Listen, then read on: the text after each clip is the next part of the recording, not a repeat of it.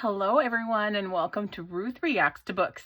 I'm your host, Ruxie Ruth McGouth, and today I am reviewing the book The House in the Cerulean Sea by T.J. Klune. So I believe that this book was originally given to us by my friend L.G. Elgins, who, if you have watched the first inaugural episode, actually helped me create Ruth Reacts to Books in the very beginning. So I believe her daughter lent this book to us ages ago for my daughter to read, and finally I have read it instead of my daughter. So thank you, Elgins, and to Elgins' daughter. I loved this book. So how I do things is I'll tell you what stars rating out of 5 I gave the book. I'll tell you what I'll read the back of the book so you know a little bit about what the book's about. And then I'll tell you what I liked, what I didn't like, and I'll tell you what food I've suggested. I'll give you in the description of the YouTube. You can find a link to a video, a blog post about a recipe. And then I'll tell you about my nails that I've paired with this book. So you can see how they're aligned with Cerulean, obviously. So I love this book. I gave it 4.5 stars, which is almost 5 stars. So it was I really liked this book a lot. It really brought me a lot of joy. It was gorgeous. So let's get to it. I'll read the back of the book and then I'll tell you what I liked about the book. And quite a lot. It got me really thinking. So good pick. All right. A magical island, a dangerous task, a burning secret. Linus Baker is a by-the-book caseworker in the department in charge of magical youth. At 40, he lives in a tiny house with a devious cat and his old records for company. But his quiet life is about to change. Linus is summoned by extremely upper management and given a curious and highly classified assignment to travel to an orphanage on a distant island and determine whether 6 dangerous magical children are so dangerous, in fact, that they are likely to bring about the end of days. When Linus arrives at the strangest of islands, he is greeted by a series of mysterious figures, the greatest mystery of which is Arthur Parnassus, the master of the orphanage. As Linus and Arthur grow closer, Linus discovers the master would do anything to keep the children safe, even if it means the world has to burn. Or worse, his secret comes to light. The House in the Cerulean Sea is an enchanting love story, masterfully told about the profound experience of discovering an unlikely family in an unexpected place and realizing that that family is yours. All right, so it's a pretty good description of the book. So I really liked this book. What I liked about it was pretty much everything, but I'll tell you a little bit about what some of those things were. So the characters in the book are like very lovable and very funny. So they have a lot of humor in some of the things that happen on the island when he gets there and kind of meets this cast of characters that are the children that he's going to kind of look at and figure out if they're okay, if they're safe to still exist, or I don't know what they would have done if they weren't. And he, it's not his problem because he's not extremely upper management. There's obviously an element of mystery, as it kind of alluded to on the back, that there's a mystery on the island that is maybe going to be uncovered. Obviously it is in the book. So that was interesting. The bad guys of the book are there's, I guess, a couple. One of them sort of is this extremely upper management that it refers to. It's sort of, so that's one theme, which is whether or not what extremely upper management is doing and like whether or not it's even appropriate, what they're doing with the kids and how they're managing things. And then the other sort of bad guys are like just the humans in the world. And that's really where I really liked that part of the book. It got me really thinking about our world. So, this doesn't really give really anything away, but in this book, there are in this world, it's like Earth, but it's all, because it's definitely Earth. Like, it's definitely our world, but it also, in this world, there are magical creatures in the world as well.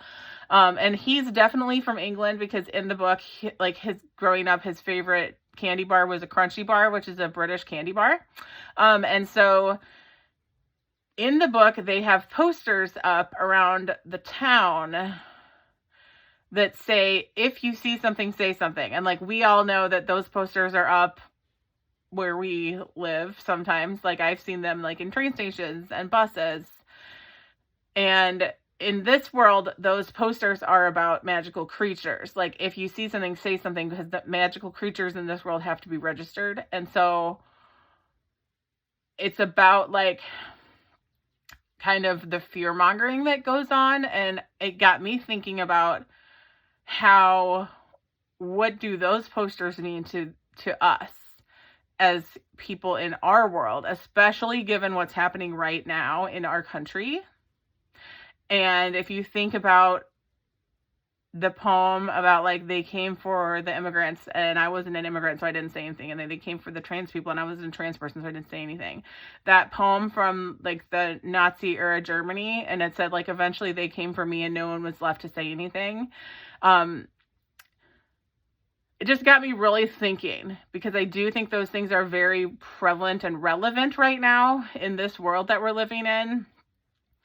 About how in this world, in the Cerulean Sea, you know, people were being unfairly cruel and mean to these magical children.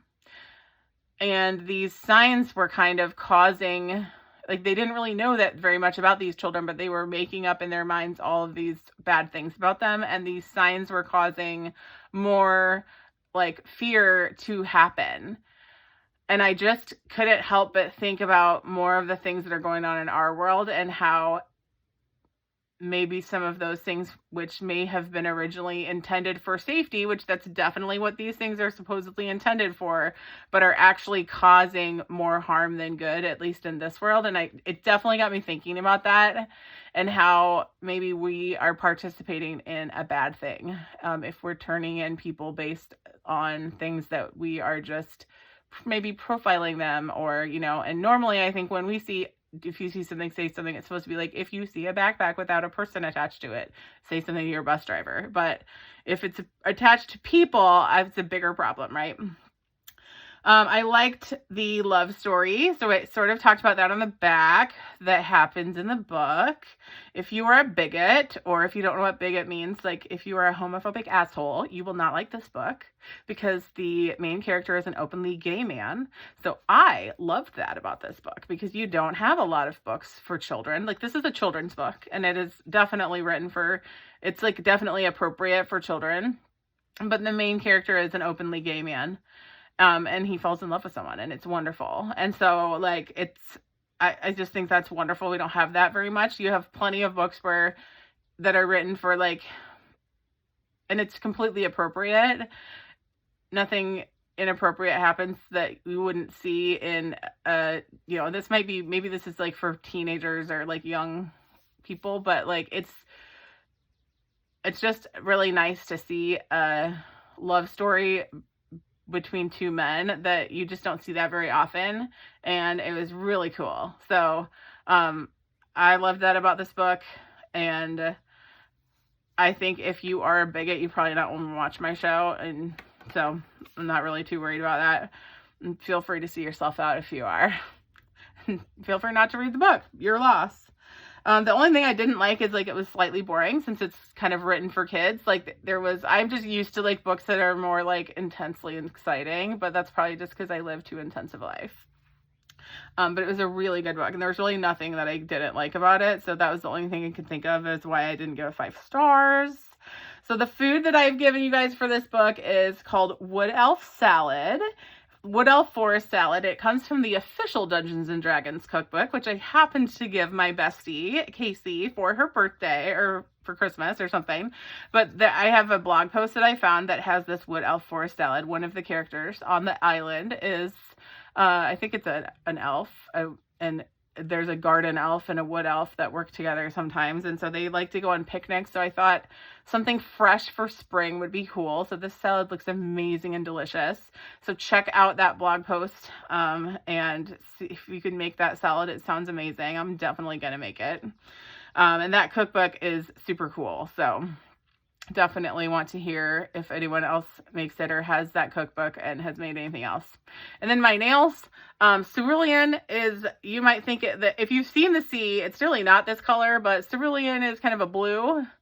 The sea is really more green, but this nail set it's called High Tide, even though I guess that is related to the sea. But it is gorgeous. I love blue, so I have a ton of blue nails because blue is my favorite color. I've been dying to wear these nails, so I'm super excited for this week to be wearing these gorgeous nails. I hope you all have a wonderful week. Stay safe out there.